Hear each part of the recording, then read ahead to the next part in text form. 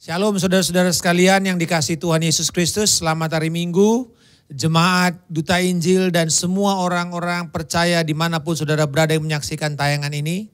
Hari ini kita akan belajar dari surat Filipi pasal yang ketiga ayat 17 sampai dengan Filipi 4 ayat yang pertama, dan saya beri judul Berdiri Teguh dalam Tuhan, Stand Firm in the Lord. Saudara-saudaraku, ikutilah teladanku dan perhatikanlah mereka yang hidup sama seperti kami yang menjadi teladanmu. Karena seperti yang telah kerap kali kukatakan kepadamu dan yang kunyatakan pula sekarang sambil menangis, banyak orang yang hidup sebagai seteru salib Kristus. Kesudahan mereka ialah kebinasaan, Tuhan mereka ialah perut mereka, kemuliaan mereka ialah aib mereka. Pikiran mereka semata-mata tertuju kepada perkara duniawi. Karena kewarganegaraan kita adalah dalam sorga. Dan dari situ juga kita menantikan Tuhan Yesus Kristus sebagai juru selamat. Yang akan mengubah tubuh kita yang hina ini sehingga serupa dengan tubuhnya yang mulia. Menurut kuasanya yang dapat menaklukkan segala sesuatu kepada dirinya. Karena itu, saudara-saudara yang kukasihi dan yang kurindukan, sukacitaku dan mahkotaku, berdirilah juga dengan teguh dalam Tuhan, hai saudara-saudaraku yang kekasih. Bapa, di dalam nama Tuhan Yesus Kristus, kami bersyukur Engkau yang telah memanggil kami, Engkau adalah Allah yang setia, Engkau menyediakan kewarganegaraan sorgawi kepada kami. Tapi kami juga pada hari ini akan belajar Tuhan bagaimana firman-Mu membuat kami berdiri teguh di tengah-tengah pembatasan, kesulitan dan juga hal-hal yang tidak nyaman bagi tubuh kami. Kami berdoa alat firman yang tertulis ini menuntun kami kepada firman hidup yaitu Kristus Yesus Tuhan. Dalam nama Yesus Kristus kami berdoa. Amin. Saudara-saudara, Rasul Paulus memberikan surat ini kepada jemaat Filipi yang menjadi satu kerinduan dan kesukaannya. Selama sebulan ini saya mempelajari kitab Filipi dan juga akhirnya saya share di YouTube channel di mana saya membagikan itu di dalam porsi singkat dan renungan-renungan berseri. Dan saya melihat begitu takjub sekali dengan Rasul Paulus di tengah-tengah keterbatasan pemenjaraan dia. Bahkan di tengah-tengah orang-orang rival-rival pelayanan, rival-rival rohaninya yang berusaha membuat dia makin menderita. Justru dia memiliki respons yang berbeda. Dia tidak ikut di dalam permainan mereka. Tapi dia belajar bagaimana terus fokus kepada satu hal. He is become a man of one thing. Manusia yang satu hal saja, satu hal yang kurindukan. Satu hal saja yang akan kukejar. Satu hal saja yang akan aku tempuh. Dan saudara, di sini kita belajar bagaimana Rasul Paulus di dalam suratnya ini, dia menekankan kepada the fellowship of the gospel, persekutuan di dalam Injil.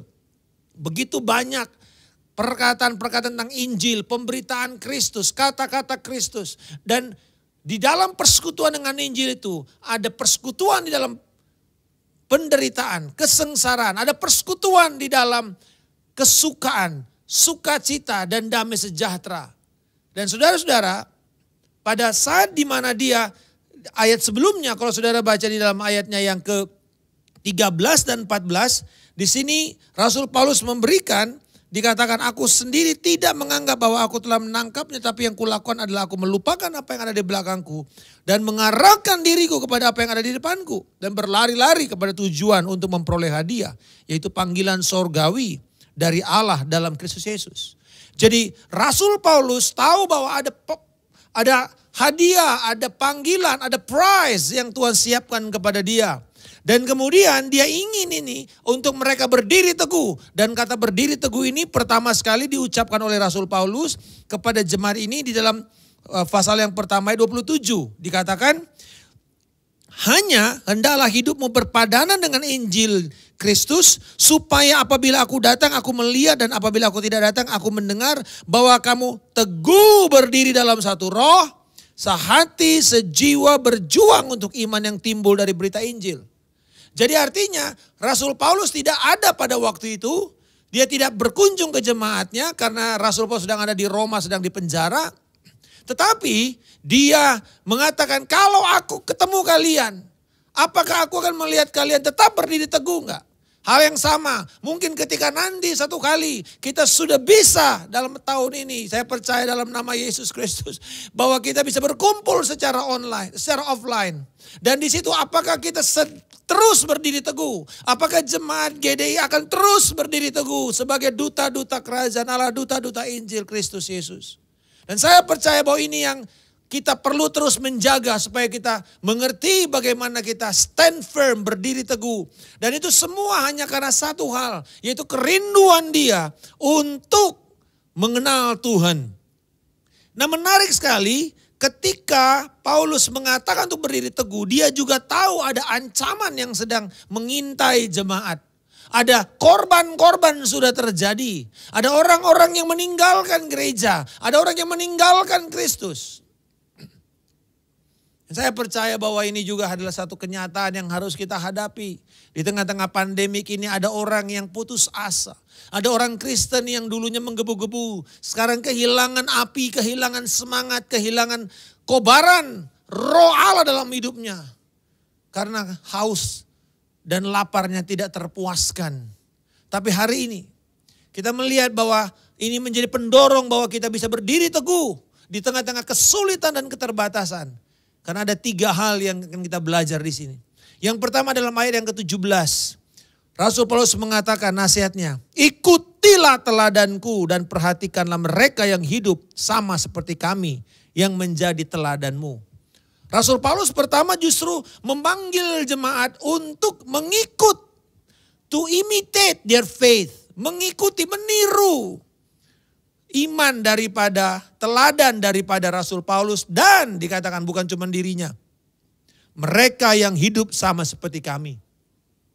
Rasul Paulus di sini bukan sombong untuk mengatakan ikut aku, tiru aku. Tetapi dia berkata seperti dia berkata kepada jemaat di Korintus, ikutlah aku sebagaimana aku mengikuti Kristus. Jadi di sini teladannya adalah teladan Kristus.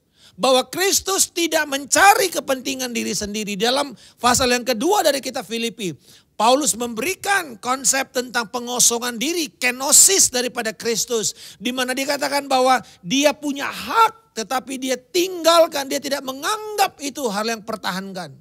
Dan ini yang terjadi, bahwa teladan yang dibawa oleh Paulus adalah teladan Kristus untuk tidak mementingkan dirinya sendiri. Tetapi juga dia mau mengatakan begini, hai jemaat, teladan daripada orang-orang yang lain juga ikutin. Siapa itu? Timotius. Di pasal yang kedua dia katakan Epaphroditus. Orang-orang ini berkorban, bahkan sampai mempertaruhkan nyawa mereka untuk pekerjaan Tuhan, untuk menolong jemaat.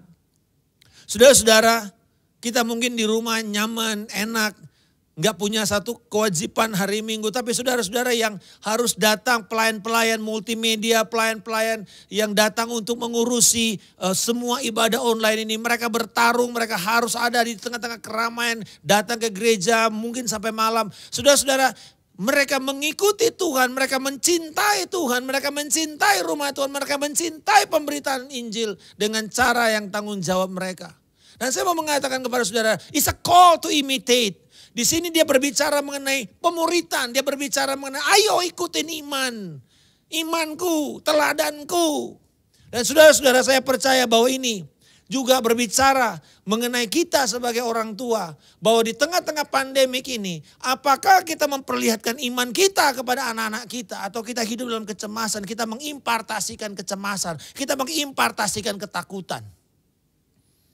Tapi saya percaya ini adalah satu kesempatan to imitate orang-orang yang punya teladan iman. Dan kita ada dan kita mengatakan kita mau mengikuti. Yaitu siapa? Orang-orang yang tidak mencari kepentingan pribadi. Tidak mencari keuntungan pribadi.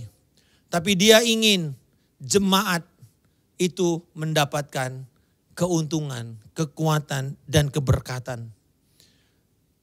Ada satu mungkin kita semua kenal Sebastian Bach, komponis genius yang menulis begitu banyak termasuk komposisi Handel Messiah. Luar biasa. Tetapi tidak banyak yang kenal siapa itu Dietrich Buxtehude. Dietrich Buxtehude adalah guru daripada Sebastian Bach. Seorang organis hamba Tuhan yang Sebastian Bach harus pergi. Bolak-balik jalan kaki jauh ke gereja di mana Dietrich Buxtehude ini melayani.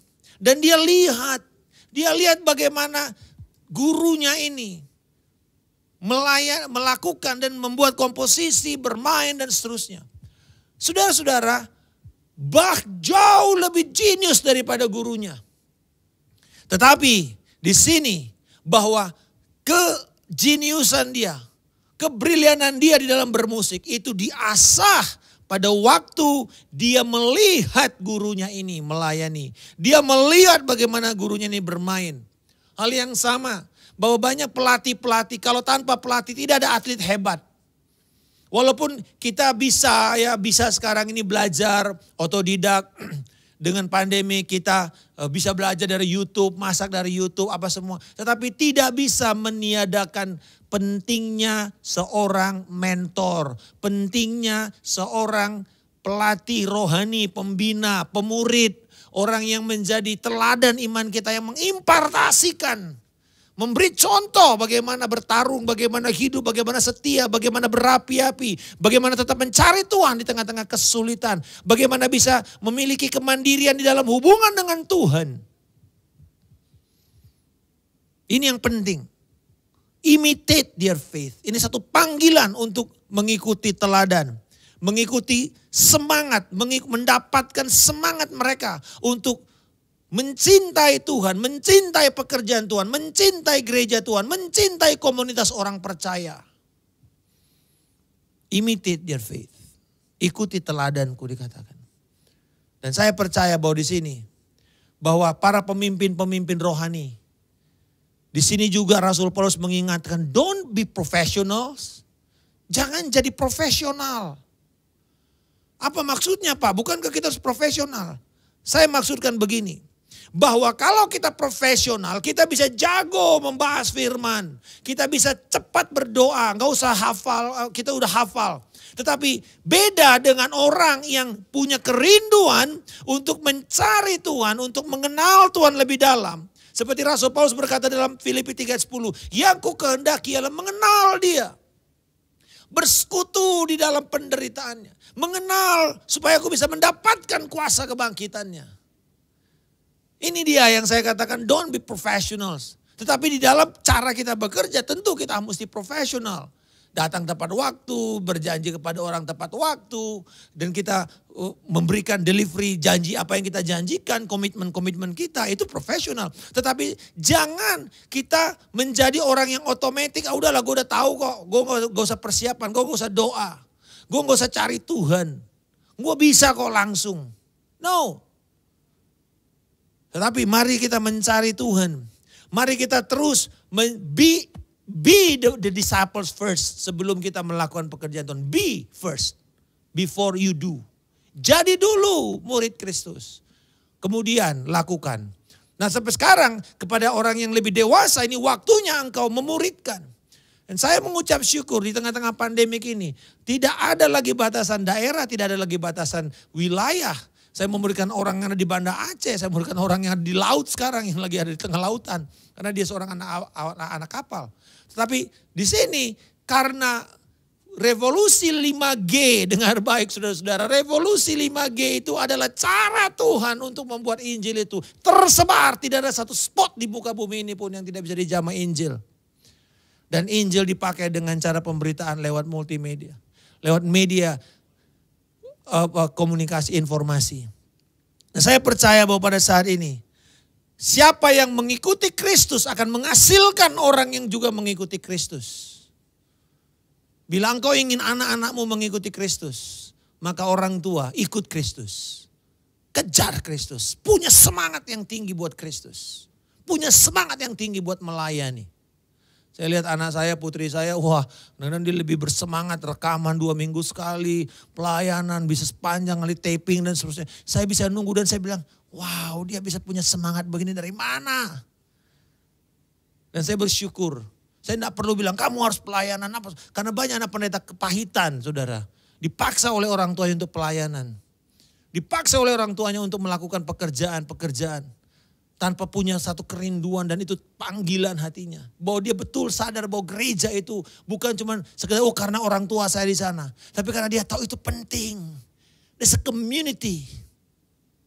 Dan saya mengucap syukur. Waktu anak-anak ini mulai dirilis. Dan saya mulai bangga ketika anak saya datang bilang, Pak saya lagi diminta untuk khotbah Pak. Ini ayo kita diskusi dulu firman ini. Dan saya bilang wow. Saudara kenapa? Sederhana.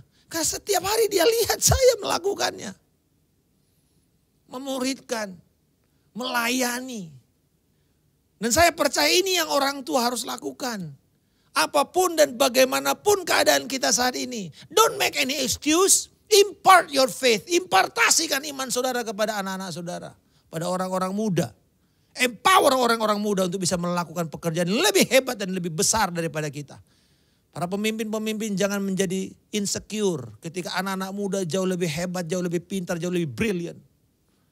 Dan itu memang panggilan yang kita inginkan. Mereka perlu ruang, mereka perlu platform untuk melakukannya. Tetapi juga Rasul Paulus kemudian mengingatkan akan adanya bahaya, ancaman. Ya betul ada satu opportunity untuk kita bisa bertumbuh dengan kita mengikuti teladan iman. Tetapi kita juga tahu sadar ada ancaman. Dikatakan ayat 18 dan 19. Karena seperti yang telah kerap kali kukatakan kepadamu dan yang kunyatakan pula sekarang sambil menangis. Oh, Paulus sedih sekali dia. Sambil nangis. Banyak orang yang hidup sebagai seteru salib. Salib Kristus. Kesudahan mereka seperti kebinasaan. Tuhan mereka adalah perut. Kemuliaan mereka adalah aib. Pikiran mereka semata-mata tertuju kepada perkara duniawi. Saudara lihat di sini.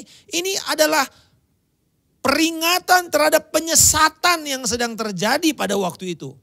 Dan ini orang-orang ini siapa? Ini adalah mereka yang dulunya beribadah dalam jemaat. Dan Filipi itu kotanya nggak terlalu besar. Walaupun maju tapi nggak terlalu besar.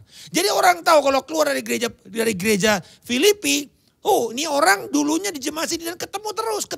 Ketemu sama Paulus pernah. Dan mereka menolak kehidupan Kristus. Mereka menolak cara hidup Kristus. Mereka mau mengikuti cara hidup duniawi. Dan Paulus sedih melihat orang-orang ini yang dulunya kenal Tuhan, dulunya cinta Tuhan, sekarang kepahitan. Sekarang kalau ngomong tentang gereja sangat negatif. Saudara-saudara, ini yang kita lihat sebagai hati-hati dengan penyesatan. Sekarang orang demi mencari popularitas di sosial media. Akhirnya apa saja yang penting terkenal tanpa tahu mikir bahwa itu akan menyesatkan banyak orang. Akan membingungkan banyak orang termasuk tubuh Kristus. Demi atas nama popularitas. Konten-konten yang gak karu-karuan, yang tidak membangun. Yang nyinyir kepada tubuh Kristus yang lain dan hamba Tuhan yang lain. Saudara-saudara, mari kita melihat apakah kita hidup sebagai musuh dari salib. Karena di sini kita bicara salib, kita bicara Kristus yang mengosongkan dirinya.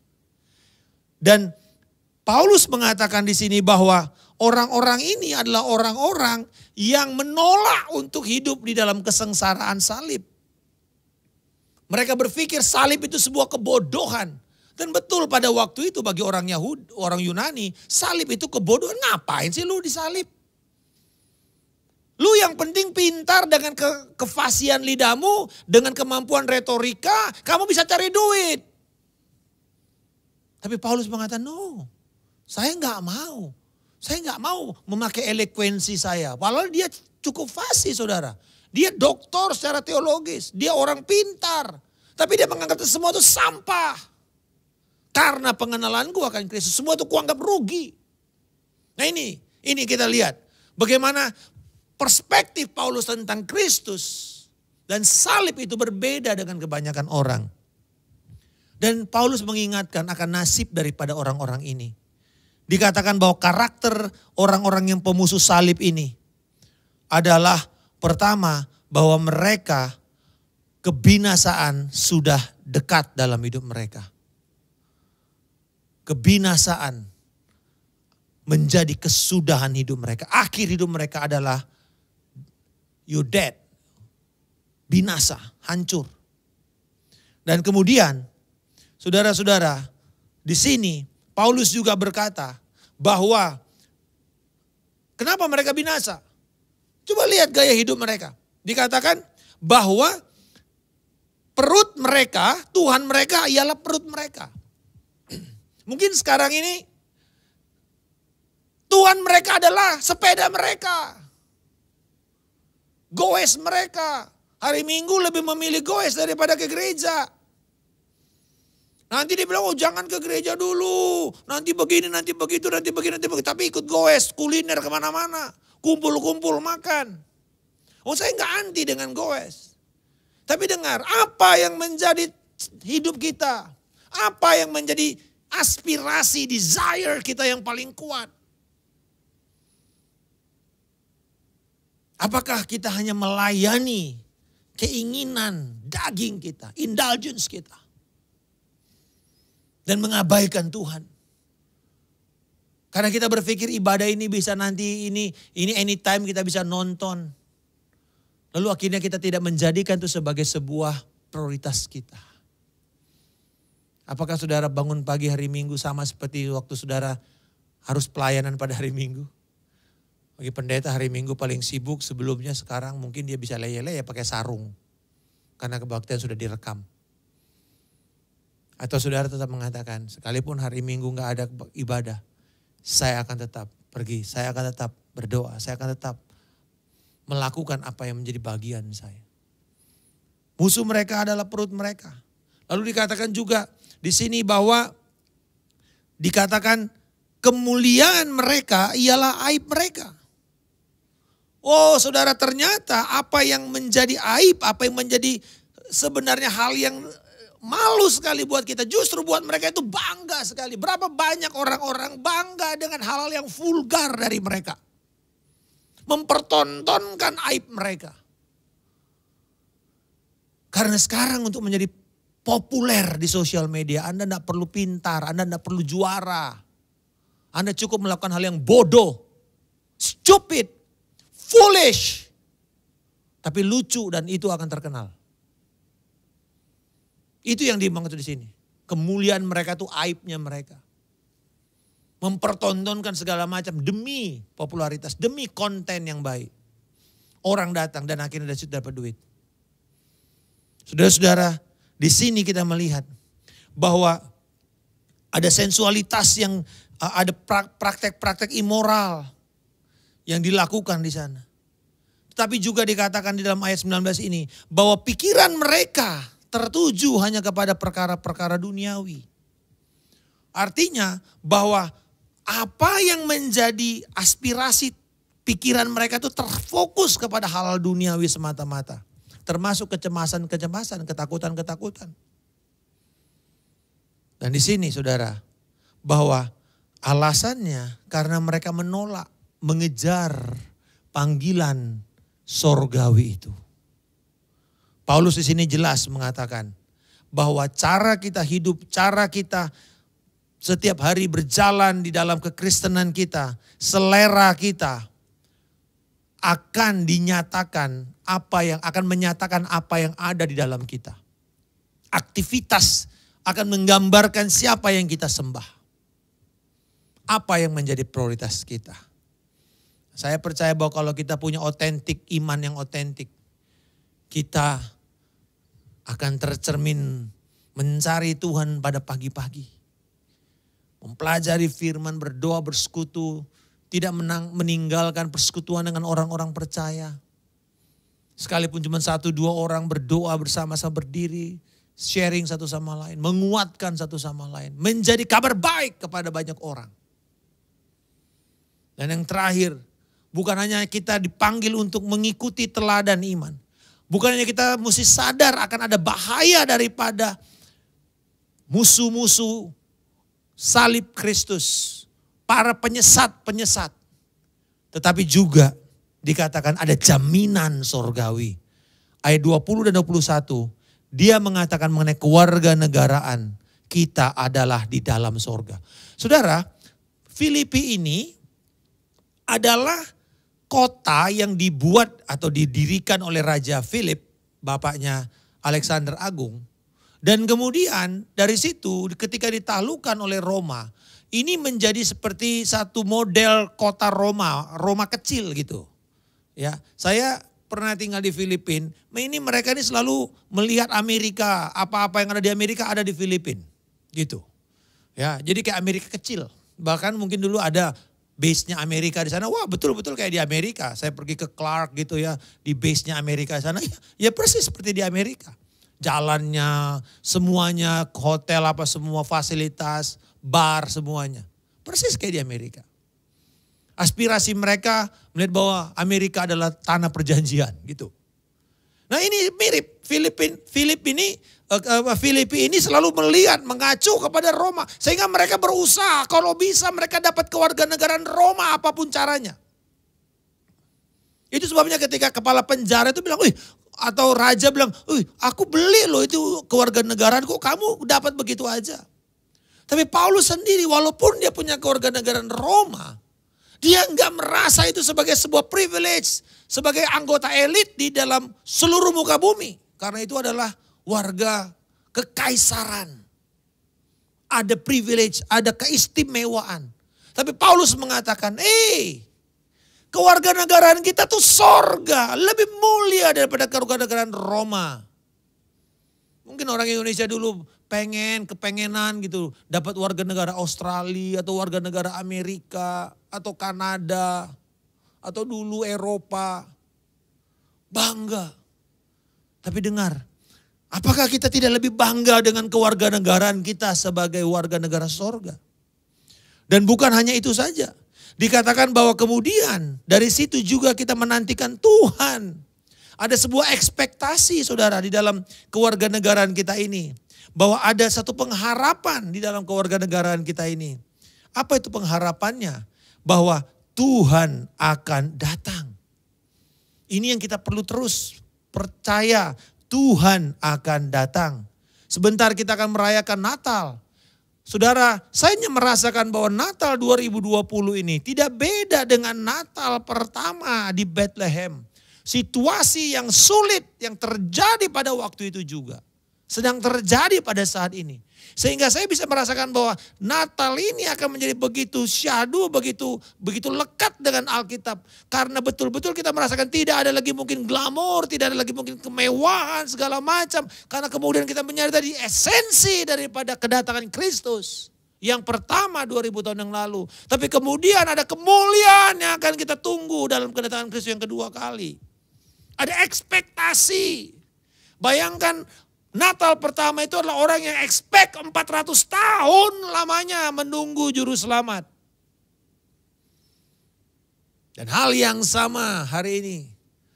Tuhan mengingatkan kita bahwa jangan menyerah, ada pengharapan kedatangan Tuhan yang kedua kalinya. Tetapi lebih dari itu saudara, dikatakan juga ada satu pengharapan lain.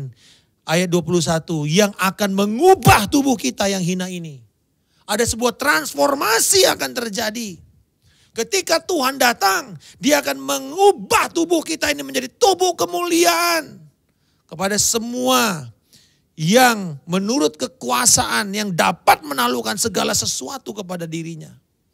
Jadi di sini tantangan kita tahu bahwa tubuh kita mungkin makin lemah. Mungkin banyak orang tua beberapa minggu yang lalu saya diminta untuk melayani ibadah online, ibadah offline. Saudara, yang di atas 60 dilarang karena peraturan protokol. Dan kemudian apa yang terjadi saudara? Mereka rindu sampai nangis, gak bisa. Karena kelemahan, karena tubuh kita yang juga ada faktor untuk kita mesti jaga. Tetapi di sini ada kabar baik saudara-saudara. Bahwa kita akan mendapatkan kemuliaan bahkan termasuk tubuh ini. Yang lemah ini akan Tuhan bangkitkan. Kabar baik yang kita dapatkan di sini. Bahwa ternyata pada waktu keadaan sulit seperti ini. Kita tetap disuruh berdiri teguh. Tetapi bukan dengan hal yang kosong dan tidak bisa. Tapi dikatakan berdiri teguh dalam Tuhan. Dengan cara mengikuti teladan orang-orang yang hidup di dalam Kristus.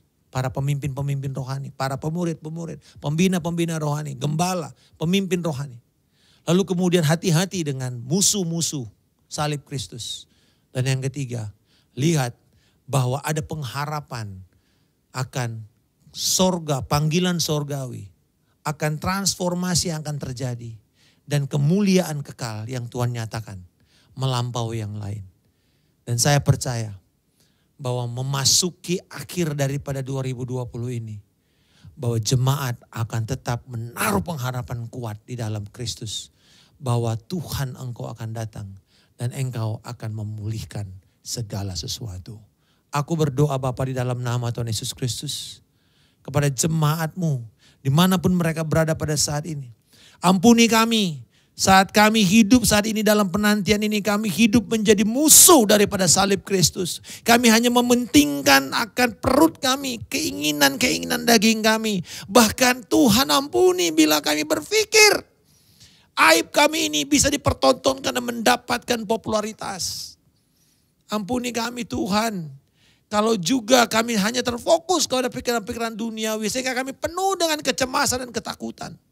Tapi hari ini kami tahu Tuhan engkau tetap memerintah dan berdaulat di dalam keadaan ini. Apapun keadaan kami Tuhan, kami tahu Tuhan tidak pernah gagal. Di dalam nama Tuhan Yesus Kristus. Dan bila pada saat ini engkau belum pernah memberikan dirimu kepada Tuhan. Dan percaya kepada apa yang Yesus kerjakan bahwa dia telah mati. Dan kemudian dia menanggung setiap dosa. Kita memberikan pengampunan dan kehidupan baru, kehidupan kekal. Terima dia, percaya kepada dia saat ini. Berseru dan berbalik kepada dia. Tinggalkan dosa-dosamu dan berbalik kepada Allah. Di dalam Kristus Yesus. Dan serahkan dirimu kepada Yesus. Dan percaya maka dia akan mengubah engkau menjadi alat kemuliaannya. Di dalam nama Tuhan Yesus Kristus kami berdoa. Haleluya. Amin. Terus memberkati. Selamat hari Minggu.